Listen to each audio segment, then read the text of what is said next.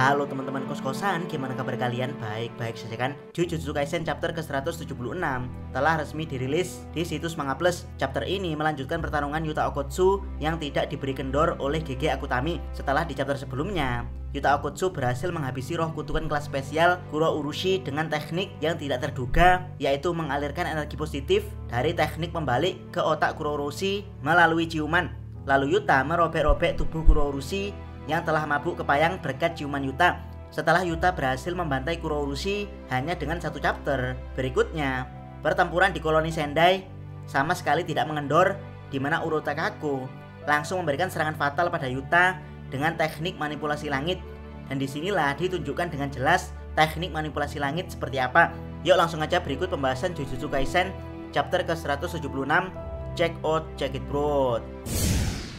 Chapter dibuka dengan Urotakako yang berpose seksi sekali, dan ya lagi-lagi bagian tubuh sensitif disensor dengan tekniknya oleh GG Akutami.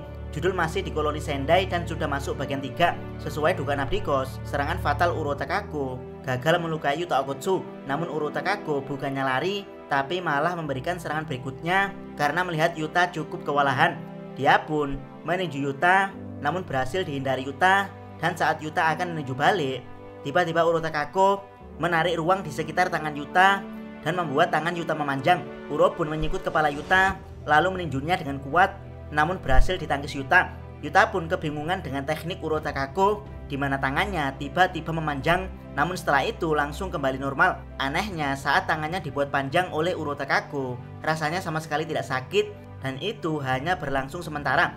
Yuta pun langsung analisa teknik Urotakako yang kemungkinan adalah manipulasi ruang layaknya Gojo Satoru. Namun dia juga seperti mampu menciptakan distorsi. Buat yang tidak tahu apa itu distorsi, distorsi adalah kemampuan untuk memanipulasi atau memutar balikan fakta. Dan tanpa menunggu permainan detektif menebak teknik kutukan, Urotakako langsung membongkar tekniknya di hadapan Yuta. By the way, buat yang baru mengikuti Jujutsu Kaisen, jika ada penyihir yang dengan sengaja membongkar teknik kutukannya di depan penyihir lain, maka hal itu akan menjadi booster alias penguat dari teknik sang pembongkar.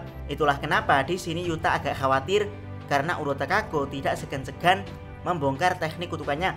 Dan ya intinya yang dimaksud Urotakako tekniknya mampu memanipulasi langit adalah dia mampu memanipulasi ruang. Caranya adalah dengan mendistorsi ruang tersebut, yaitu mengubah kenyataan yang ada di ruang.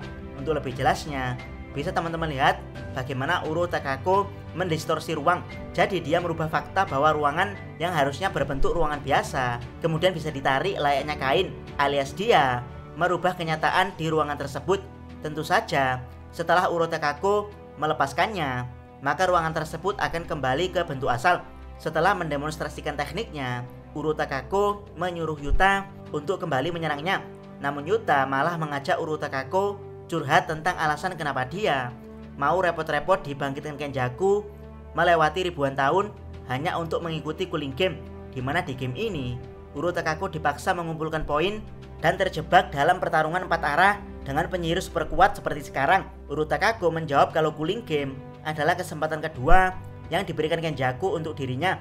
Sebagai penyihir modern, Yuta tidak akan pernah tahu apa yang dirasakan penyihir masa lalu yang merasa saat itu berada di situasi neraka. Untuk kasus Urotakako yang kemungkinan berasal dari era Heian, mungkin saat itu dia mengalami situasi yang membuatnya putus asa untuk bisa terus hidup di era Heian. Jadilah Urotakako menjalin kontrak dengan Kenjaku untuk dibangkitkan ribuan tahun kemudian dan dipaksa mengikuti cooling game demi mendapatkan kesempatan hidup kedua. Mengenai mengumpulkan poin yang menurut Yuta cukup merepotkan, Urotakako hanya menanggapi kalau yang membangkitkannya adalah Kenjaku, sang creator cooling game, dan poin saat ini berfungsi sebagai tameng sekaligus pedang yang bisa digunakan untuk memodifikasi cooling game.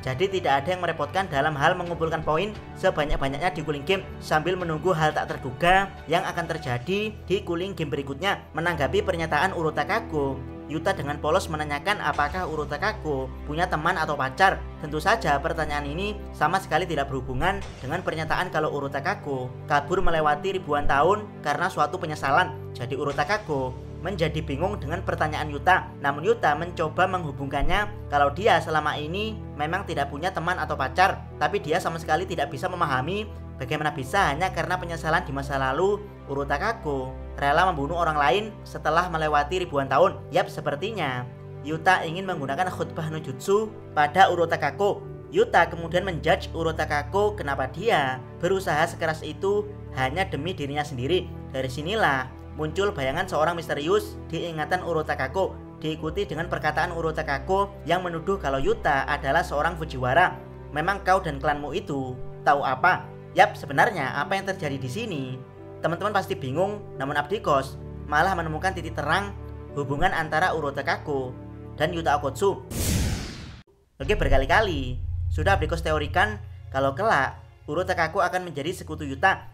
Jadi meskipun Urotakako diperkenalkan sebagai mantan skuad pembunuh di klan Fujiwara, tapi kemungkinan dia punya simpati pada rival klan Fujiwara, yaitu klan Sugawara.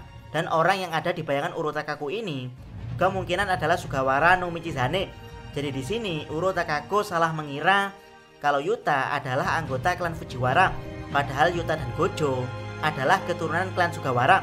Jadi tunggulah nanti ketika Urotakako menyadari kalau Yuta adalah keturunan Sugawara no Michizane. Jadi Abdikos berteori kalau sebenarnya Urotakako punya orang yang berharga di kehidupan masa lalunya, dan orang tersebut adalah Sugawara no Michizane. Ini terlihat dari perkataan Urotakako yang meskipun dia adalah mantan skuad pembunuh di klan Fujiwara, tapi dia terlihat tidak senang dengan anggota klan Fujiwara yang memang saat itu menjadi penguasa di era Heian dan menyebabkan kematian Sugawara no Michizane. Namun belum sempat Urotakako menyadari sesuatu, Ryu menyerang menggunakan output energi kutukan yang super besar, Granite Blast, sebuah serangan energi blast yang super cepat dan dahsyat. Untungnya Urotakako sempat bereaksi, begitu juga Yuta, sehingga serangan dahsyat tersebut tidak sampai melukai keduanya dengan fatal. Ryu marah karena dia sempat menjadi obat nyamuk di pembicaraan Yuta dan Urotakako, dan ini wajar untuk pertarungan 3 arah. Karena kalau Ryu membiarkan keduanya berbicara, apalagi sampai beraliansi, maka Ryu sendiri yang akan kerepotan karena akan digempur dari 2 arah. Dan ya, inilah pertempuran 3 arah dari 3 penyihir terkuat di koloni Sendai. Yuta yang melihat betapa dahsyatnya serangan Ryu langsung paham kalau serangan tersebut akan menghabisi penduduk sipil jika diarahkan ke stadion tempat para penduduk sipil mencari perlindungan. Bahkan meski ada Rika di sana yang melindungi penduduk sipil, serangan Ryu tetap akan fatal. Itulah kenapa Yuta sangat ingin menghabisi Ryu terlebih dahulu, sementara Urotakako berpikir kalau saat ini Kurourushi dan Druf telah dikalahkan, jadi tidak ada alasan baginya untuk menghindari Ryu yang licik. Yap, Urotakako berniat membunuh Yuta dan Ryu sekaligus.